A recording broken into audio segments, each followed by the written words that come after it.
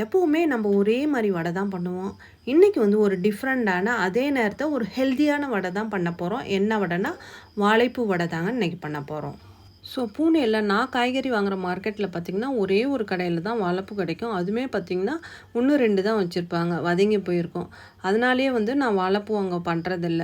So நம்ம வீட்டு தோட்டத்தில் வாழை மரத்தில் வாழைப்பூ இருந்தது. அதை பறிச்சுட்டு வந்து க்ளீன் பண்ணிவிட்டு அதை சின்ன சின்ன துண்டுகளாக கட் பண்ணிட்டாங்க. ஸோ 2 கப் பட்டாணி பருப்பு 1.5லேருந்து 2 மணி நேரம் வாட்டரில் ஊற வச்சுட்டு வாட்டர் ஃபுல்லாக கம்ப்ளீட்டாக ஃபில்டர் பண்ணி எடுத்துகிட்டு அதுலேருந்து 2 டேபிள் ஸ்பூன் தனியாக எடுத்து வச்சுட்டு ஒரு மிக்ஸி ஜாரில் பட்டாணி பருப்பை ஆட் பண்ணிக்கோங்க. ஸோ அது கூடவே 5லேருந்து 6 பல் பூண்டு, உப்பு இதெல்லாம் ஆட் பண்ணி குறப்பாக அரைச்சி ஒரு பவுலில் ஆட் பண்ணிக்கோங்க. ஸோ கட் பண்ணி வச்சிருந்த வாழைப்பூ, பையனை சாட் பண்ண ஆனியன், கொத்தமல்லி தலை, கருவேப்பிலை, காரத்துக்கு தேவையான பச்சை மிளகாய், சோம்பு, 2 டேபிள் ஸ்பூன் பட்டாணி பருப்பு எடுத்து வச்சுருந்தேன்ல அதையும் ஆட் பண்ணி நல்லா மிக்ஸ் பண்ணிக்கோங்க.